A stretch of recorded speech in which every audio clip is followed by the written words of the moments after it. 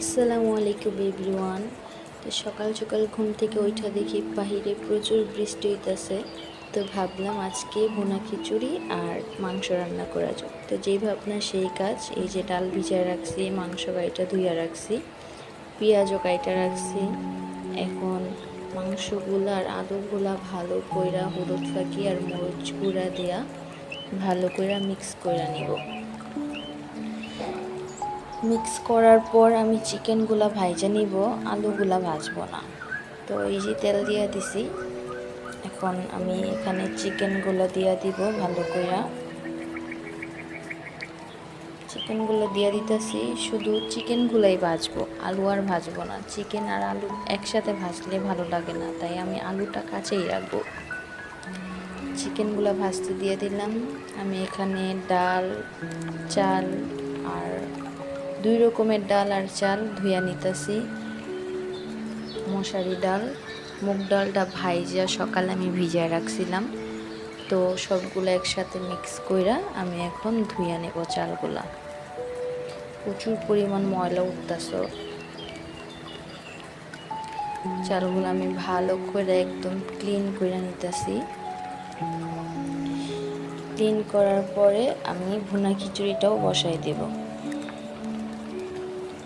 এই তো আমার চাল ধোয়া অলরেডি শেষ। এখন আমি খিচুড়িটা বসাবো। এখানে আমার মাংসটাও কষানো ভাজা অলরেডি কমপ্লিট হয়ে গেছে। এখন আমি মাংসটা তুলে নিব, যে তুলে রাখতেছি মাংসটা।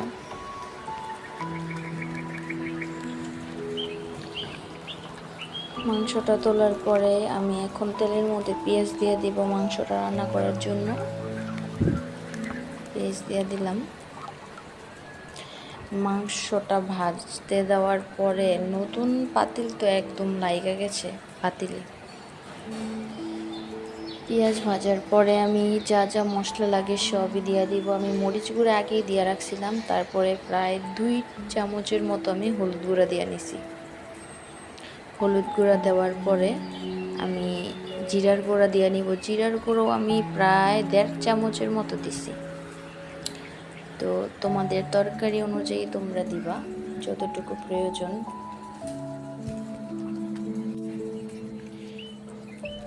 দেওয়ার পরে আমি এখন গরম মশলা দিয়ে নিব।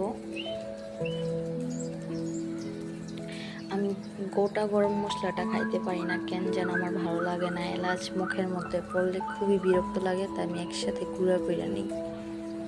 তারপরে যে আমার কষানো হয়ে গেছে মাংসটা, মশলাটা সরি ভুল হয়ে গেছে, মশলাটা কষানো শেষ। তো এখানে আমি মাংসটার আলুগুলো দিয়ে নিলাম।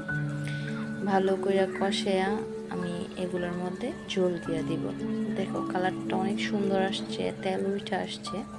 আমি এখানে পানি দিয়ে দিব। আর এখানে আবার এই চুলায় ভুনা খিচুড়িটা রান্না করার জন্য পেঁয়াজ দিয়ে দিলাম। পেঁয়াজটা ভাজা হয়ে গেছে। এখানে মুরগিটাও প্রায় হয়ে গেছে, আর একটু ঝোল শুকাবো।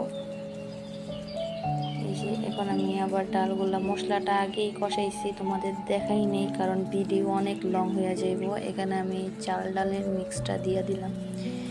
এখন হালকা একটু ভাজবো চালগুলা, ডালগুলা হালকা ভাইজে এখানে পরিমাণ মতো পানি দিয়ে দিব। তোমাদের চাল ডাল অনুযায়ী তোমরা পরিমাণ করে পানি দিবা। তো এই যে আমার মাংসর ফাইনাল লুক, মাশাআল্লাহ কালারটা অনেক সুন্দর আসছে। আর এই যে ভুনা খিচুড়িটাও অনেক ঝরঝরা হয়েছিল। তো এই যে খাইতে শুরু করে দিলাম, মাশাআল্লাহ অনেক মজা হয়েছিল। তোমরাও বৃষ্টির দিনে ভুনা খিচুড়ি রান্না করে খাইবা। আমার তো বৃষ্টি আসলেই মাস্ট লাগে।